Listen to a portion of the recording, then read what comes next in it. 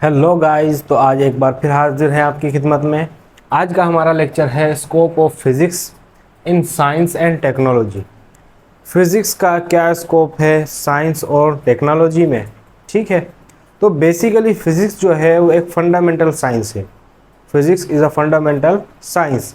ये हमें बुनियाद फराहम करती है किसी भी टेक्नोलॉजी के लिए।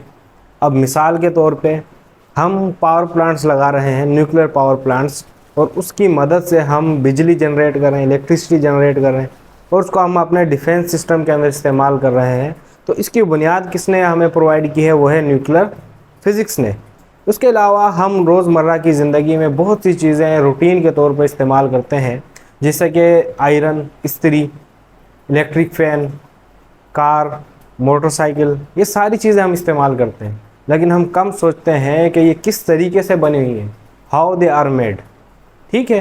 तमाम व्हीकल्स जो हैं, तमाम कारें, वो इंजन से चलती हैं, और उनके जो इंजन्स हैं वो थर्मोडायनामिक्स के जो कवानीन हैं उनको मद्देनज़र रखते हुए उनके मुताबिक वो बनाए जाते हैं, ठीक हो गया। उसके अलावा हमारे पास आज का जो हमारा मेन टॉपिक है, वो जो हम स्टडी करेंगे इसके अंदर, असल में स्कोप ऑफ फिज़िक्स के अंदर हमारे पास 4-5 टॉपिक्स आ जाएंगे। तो हमने उसको थोड़ा सा जो है कैटेगराइज कर दिया है। आज हम सिर्फ बात करेंगे सुपर कंडक्टर के ऊपर, ठीक है। आपने सुना होगा कि इंसुलेटर और कंडक्टर। इंसुलेटर ऐसे मटेरियल्स हुआ करते हैं जो इलेक्ट्रिसिटी को खुद से गुजरने नहीं देते, जिनमें से करंट पास नहीं होता। जैसा कि हमारे पास आ गया वुड, लकड़ी, इस तरीके से हमारे पास मटेरियल्स होते हैं जिनमें से इलेक्ट्रिसिटी पास नहीं होती, रबड़। उसके अलावा कुछ मटेरियल्स ऐसे होते हैं जिनमें से इलेक्ट्रिसिटी आसानी पास आउट हो सकती है, जैसे कि कॉपर, आयरन, सिल्वर, इस तरीके से कुछ मटेरियल्स हैं जिनमें से एनर्जी पास हो सकती है।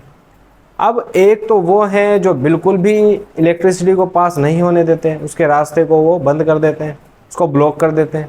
दूसरे वो हैं जो खुद में से पास होने देते हैं। अब इंसुलेटर में से इलेक्ट्रिसिटी पास क्यों नहीं होती? क्योंकि उसके अंदर फ्री इलेक्ट्रॉन्स नहीं होते और रेजिस्टेंस बहुत ज़्यादा है।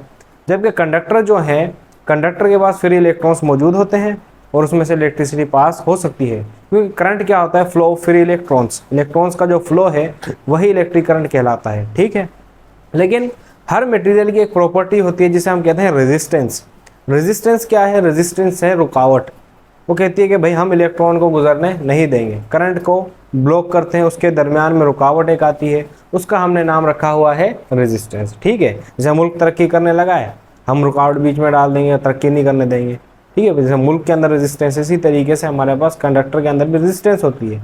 अब कुछ ऐसे मटेरियल हैं जिन्हें हमने नाम दिया है सुपर कंडक्टर का। क्यों? क्योंकि सुपर कंडक्टर जो हैं वो तमाम के तमाम चार्जेस को फ्लो करने में मदद करते हैं और वो करंट को ब्लॉक नहीं करते। मतलब कि रेजिस्टेंस इनके अंदर ज़ीरो होती है, बिल्कुल मुखालफत नहीं है, ठीक है। जैसे पाकिस्तान के अंदर अगर आप कुछ करना चाहें, कुछ अच्छा करना चाहें, कुछ अपने आप को डेवलप करना चाहें, तो हज़ारों रुकावटें आपके सामने हैं। महंगाई, गुर्बत, उसके अलावा अमन और अमान की सूरत हाल ख़राब, गवर्नमेंट आपको सपोर्ट नहीं करेगी। लेकिन बाहर के ममालिक में अगर आप अच्छे स्टूडेंट हैं तो आपको उसके अंदर आपकी मदद की जाएगी। अच्छे खिलाड़ी हैं तो उसमें भी आपकी मदद की जाएगी। अच्छे बिजनेसमैन हैं तो आपको बिजनेस में भी मदद दी जाएगी।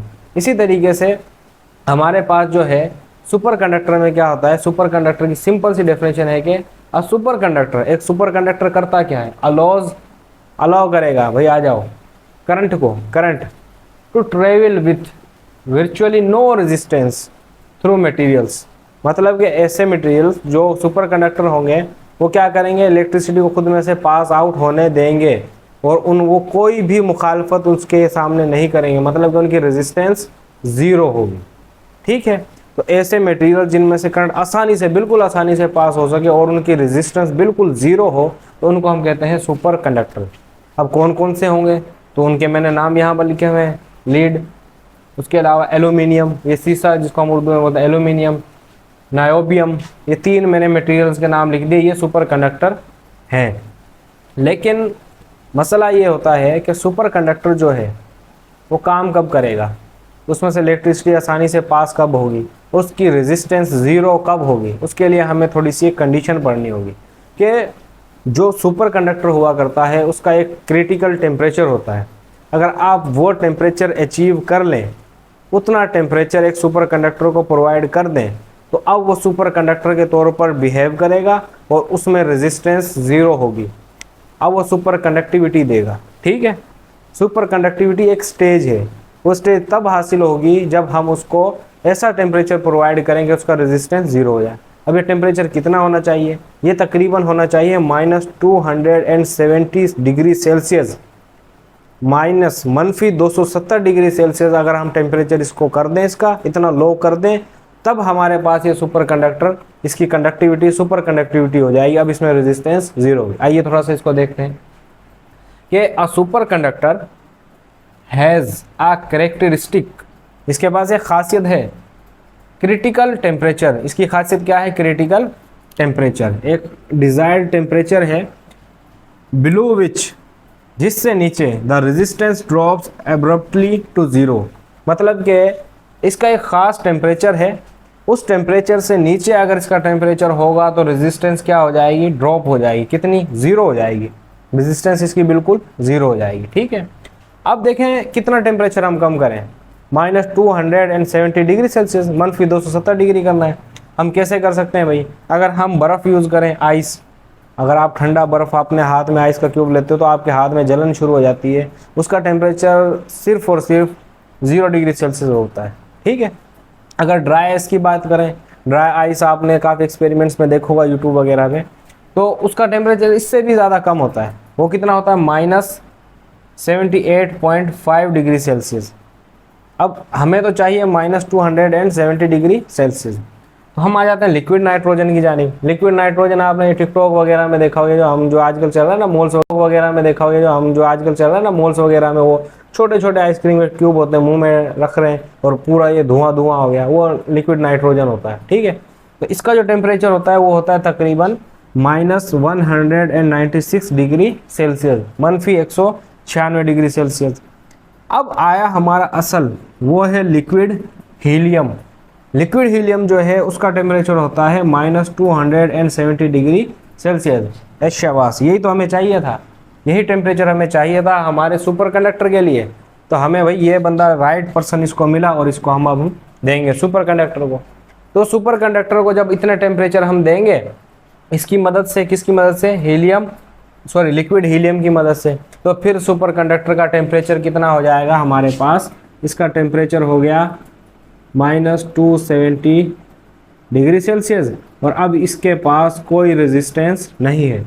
अब अगर इसको आप एक मिसाल के तौर पे, अगर हमारे पास एक नायोबियम की वायर हो और उसके ज़रिए हम इलेक्ट्रिसिटी को ट्रांसमिट करवाना चाहें, तो जितना हम इनपुट देंगे सामने आउटपुट उतना ही मिलेगा।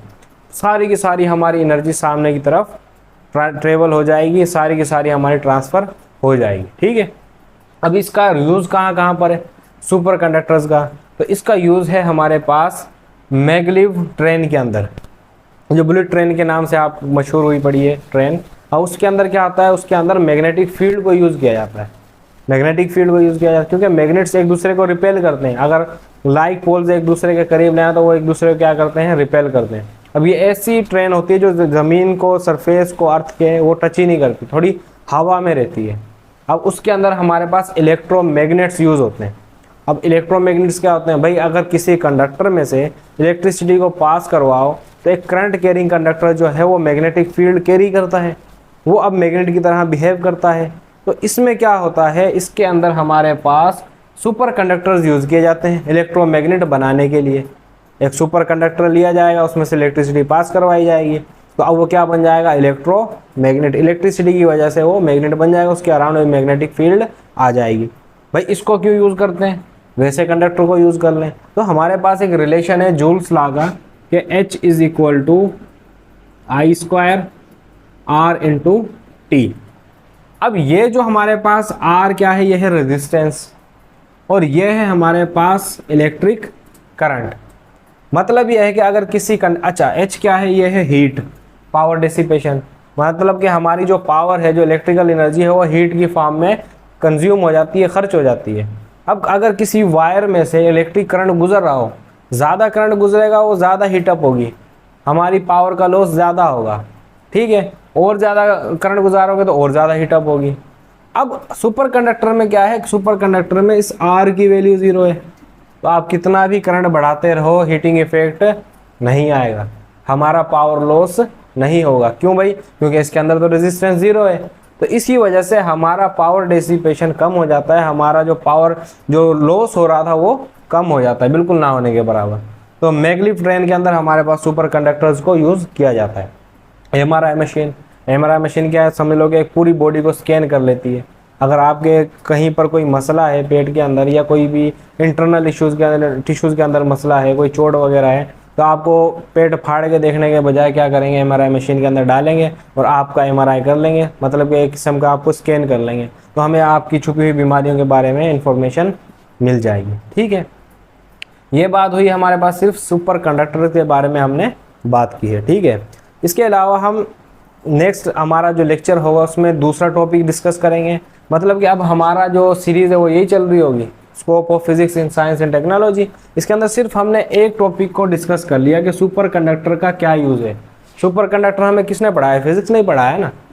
कंडक्टर, इंसुलेटर, सुपर कंडक्टर, फिर उसको हमने अप्लाई किया मैग्लिफ ट्रेन के लिए, एमआरआई मशीन के लिए, और फ्यूचर में इसका और भी ज़्यादा यूज़ आ सकता है। तो हम इसीलिए फिजिक्स कैसे यूज़ हो रही है हमारी टेक्नोलॉजी के अंदर, यही बात हम डिस्कस कर रहे हैं। साइंस और टेक्नोलॉजी के अंदर किस तरीके से फिजिक्स यूज़ हो रही है उसी को हमने डिस्कस किया। तो अभी हमने देखा कि हमारे पास कुछ मटेरियल्स हैं जो कि सुपर कंडक्टर होते हैं, जैसा कि मिसाल के तौर पर मैंने लिख दिया एल्यूमिनियम, लीड, नायोबियम। अगर लेकिन ये अपनी सलाहियतें आपको कब देंगे, इनसे आप फ़ायदा कब उठा सकते हैं, इनका टेम्परेचर हमें कितना करना होगा, -270 डिग्री सेल्सियस, और उसके लिए हमें क्या देना पड़ेगा इनको, लिक्विड हीलियम। लिक्विड हीलियम की मदद से हम इसको कम करते हैं इसका टेम्परेचर, और फिर इसकी रेजिस्टेंस ज़ीरो, तो फिर हमारा पावर लॉस कम हो जाएगा, वो भी ज़ीरो।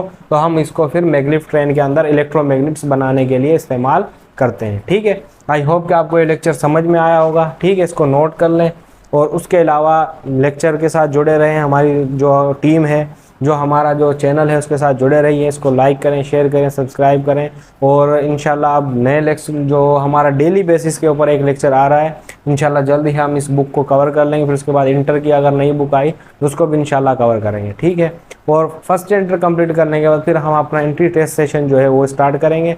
तब तक के लिए मुझे इजाज़त दीजिए। और एक चीज़ के हमारा जो ये वीडियो है इसके अंदर मैंने एक लिंक दिया है जो कि मेरे पर्सनल जो है यूट्यूब चैनल का लिंक है, आप उसको भी जो है सब्सक्राइब कर लें, लाइक करें, शेयर करें।